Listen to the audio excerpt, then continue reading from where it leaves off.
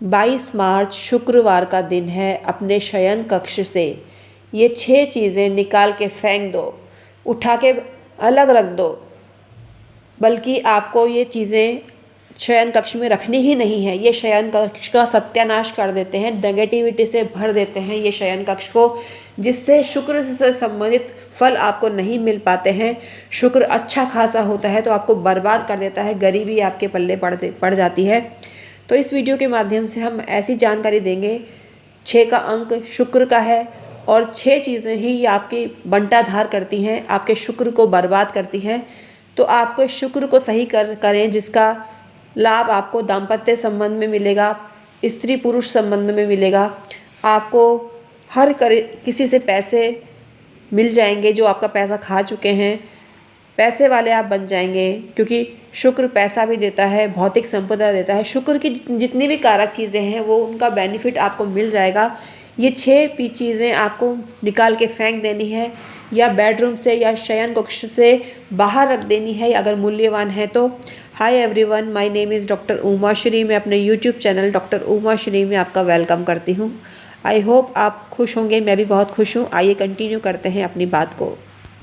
पहली चीज़ है, बहुत कॉमन है, ये फेंकने की चीज़ तो नहीं है, लेकिन ये काम करना, जिस दिन आप बंद कर देंगे उस दिन आपका शुक्र मज़ेदार हो जाएगा, तो आपको फ़ायदा देगा। झूठे बर्तन शयन कक्ष में भूल कर भी ना रखें। थोड़ी देर के लिए भी नहीं रखें, 6 सेकंड के लिए भी नहीं रखें। तुरंत खाने के बाद झूठे बर्तन बाहर रख दें। अगर आपके घर में डाइनिंग टेबल है उसका प्रयोग करें, या खाने की जो चेयर हैं उन पे बैठ के खाना खाएं तो आपको फ़ायदा होता है। लेकिन शयन कक्ष में वैसे भी बिस्तर पे बैठ के खाना खाना भी नहीं चाहिए। तो शयन कक्ष में झूठे बर्तन तभी आते हैं जब आप ये काम शयन कक्ष में करते हैं। तो शयन कक्ष में झूठे बर्तन कभी ना छोड़ें। शयन कक्ष में अपने पूर्वजों के चित्र भूल कर भी न लगाएं। शयन कक्ष में धारदार औजार या नोक वाली चीज़ आपको नहीं रखनी चाहिए। नुकीले पदार्थ आपको, या चाकू छुरी वगैरह आपको कमरे में नहीं रखना चाहिए। अगर आप सिरहाने चाकू और छुरी रख के सोते हैं नज़र बाधा को समाप्त करने के लिए, तो उसका तरीका ये होता है कि चाकू फोल्ड करने वाला होना चाहिए। फोल्ड चाकू आप रख सकते हैं, छोटा, वो भी छोटा, तब आपको कोई नुकसान नहीं होता। लेकिन धारदार अगर आप हथियार या नोक वाले औजार रखते हैं तो आपको बर्बादी आपकी तय है। शयन कक्ष में झाड़ू बिस्तर के नीचे भी नहीं रखनी चाहिए। शयन कक्ष में झाड़ू होनी ही नहीं चाहिए। आपके बेड को दर्शाता हुआ, आपको दृश्यमान करता हुआ मिरर भी आपको नहीं लगाना चाहिए। ये संबंधों में ऐसी खटास लाता है जो मधुरता समाप्त हो जाती है।